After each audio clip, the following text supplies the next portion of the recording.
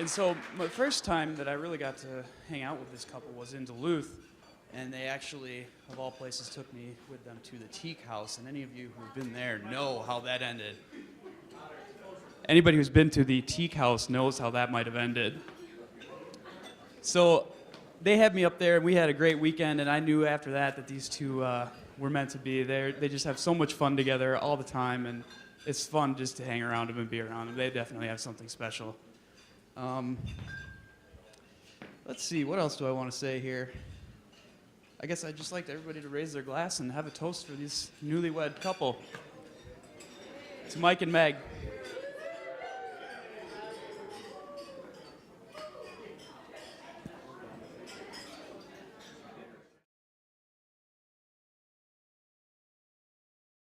I didn't come prepared. All right. First off, I just want to say that I hope you guys have all enjoyed this wonderful ceremony and wonderful evening we've had so far. And I also want to take just a minute to thank two people without whom this beautiful evening couldn't be possible. Steve and Liz Foss. Thank you guys so very much for your hard work.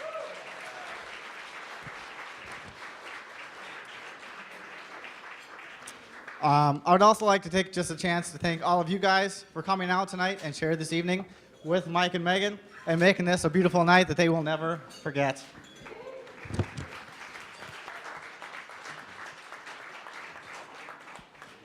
For those of you that don't know me, my name is Jesse, and Mike has asked me and Rob to have the honor of being his best men.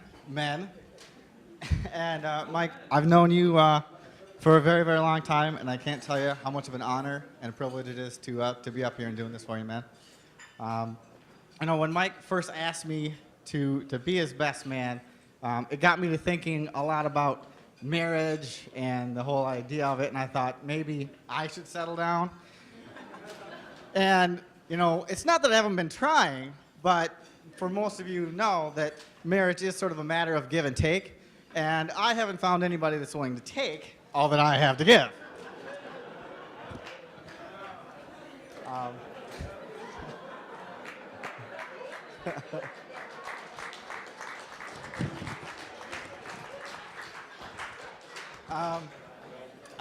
I'm especially glad to be here tonight to celebrate with my best friend Mike and Megan, who is an absolutely beautiful, beautiful bride. Let's give her a hand for how beautiful she looks.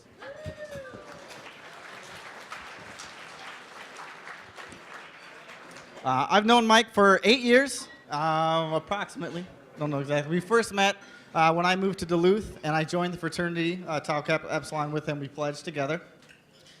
Since then, there's been a lot of adventures that we've gone on that I can't really go into here.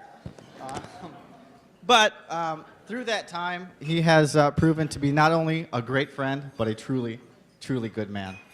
And Mike, I know that you have found your perfect match in Megan because you have dragged her to Vikings games where they lost, Twins games where they lost, Gophers games where they lost, Wild games where they lost, and Bulldog games where they won. And she still keeps going with you. She also allows you to have all of this facial hair. In fact, the more you grow, the more she likes it.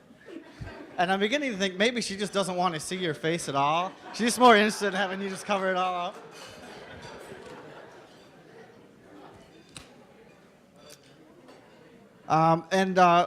I also thought, you know, I lived with Mike for several years, and I thought maybe after living with him at the Teak House and with Aaron, one of our friends, and then also in the apartment that we had together, that you might want a little bit of advice on living with Mike.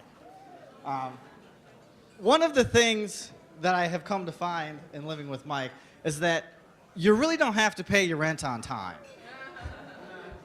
You can just sort of let it slide and he'll cover it, and you can pay him back whenever the next paycheck comes if you gotta, I don't know, go buy some dresses or go out and have a good time. It's all right, Mike will always cover it. But he does keep a running tally, and he will send people after you if you're not careful.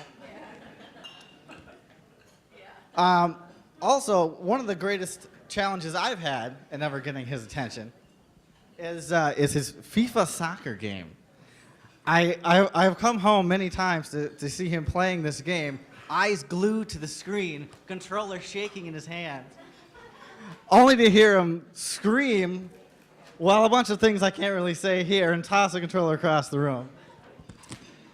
And then later he finally scores and wins his game, and he's happy again to be the 8-year-old on the other end.